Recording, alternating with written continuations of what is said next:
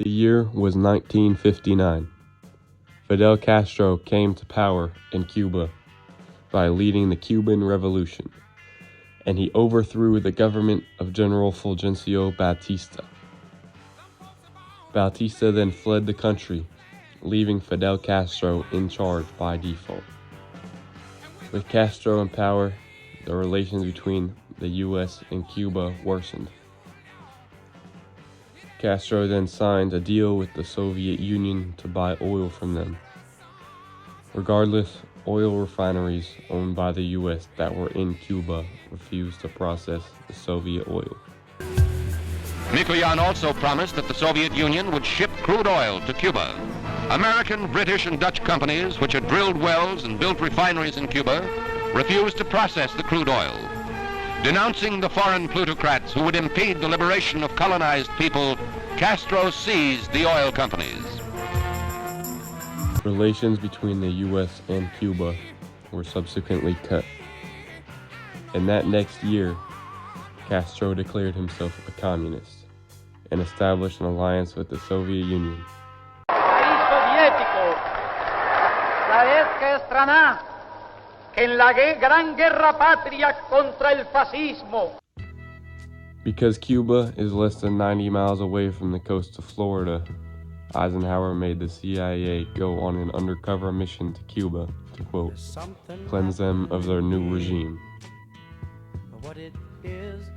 The plan was for the U.S. to recruit people from Cuba that were exiled and living in the U.S. Eisenhower wanted these Cuban exiles to go over there and start an uprising against Fidel Castro. Fitzgerald Kennedy, do solemnly swear that you will faithfully execute the office of President of the United States. that I will faithfully execute the office of President of the United States. When Kennedy took over, people thought this mission was going to be a massive success, but they could not have been further from the truth. When Castro first rose to power, many of the Cubans fled to Florida in seek of peace.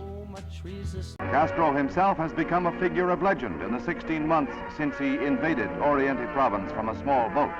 The rebels' actual achievements were few for most of that time, but by mere existence and survival, Castro's force has both grown and exerted an influence out of all proportion. Eisenhower did not view them as refugees, but as pawns to use for the invasion. With this, Brigada Asalto 2506 was born. The recruits were trained in the art of guerrilla warfare.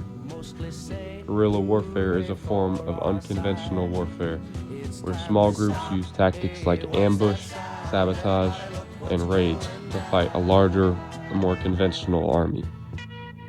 Regardless of all the training that these soldiers had done, Fidel Castro knew everything that the U.S. was planning because he had many spies and double agents working for him in the U.S.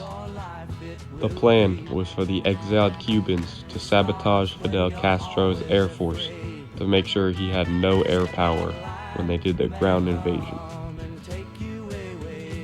Then the exiles would invade Trinidad because they were weak and an easy target. As the plan was a few days from being played out, Kennedy changed his mind about invading Trinidad and questionably changed it to the Bay of Pigs. Apart from being one of Castro's favorite vacation spots, it was surrounded by a thick swampland, which would make it nearly impossible for locals to join the fight. With this, it was go time. The exiled Cubans flew B-26 bombers and blew up somewhere around 80% of Castro's air force. After this, Castro put everybody on a lockdown in Cuba to make sure that there was not an uprising of Cubans against him. After the bombing, Cuba's foreign minister called for an emergency meeting of the United Nations. Adlai Stevenson claimed that the U.S. had no involvement in the attacks. Nobody had told him that the U.S. organized the attacks, and he fully believed that the U.S. had no involvement in the attacks on Cuba. These charges are totally false, and I deny them categorically. After this, Kennedy canceled the rest of the airstrikes, but nevertheless, the ground invasion was still going to go through. On the morning of April 17th, Brigade 2506 sailed toward the shore for their long-awaited attack. Unfortunately for the U.S., things did not start off well at all. For starters, the harsh conditions of the ocean destroyed a lot of ships and equipment that the U.S. was taking to the battle. By the time that they got to the shore, they were greeted with 20,000 armed Cuban soldiers, and the soldiers were supported by armed planes. Although some of our soldiers from Brigade 2506 held their positions and did well, they were destroyed from every direction. They rapidly fell towards a sad defeat. Then 2 days later, on April 19th, Kennedy authorized air support to come in. But because of the time difference of the US and Cuba, the planes arrived an hour late and they were shot down. In the end, 1,200 members of Brigade 2506 were captured, and a little over 100 were killed.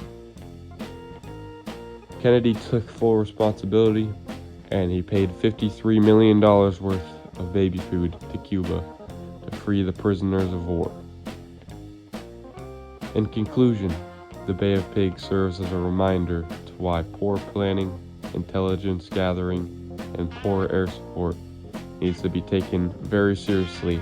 All of these factors led to a terrible fail by the U.S. known as the Bay of Pigs. Thanks for watching. It is clear that this nation, in concert with all the free nations of this hemisphere, must take an ever closer and more realistic look at the menace of external communist intervention and domination in Cuba.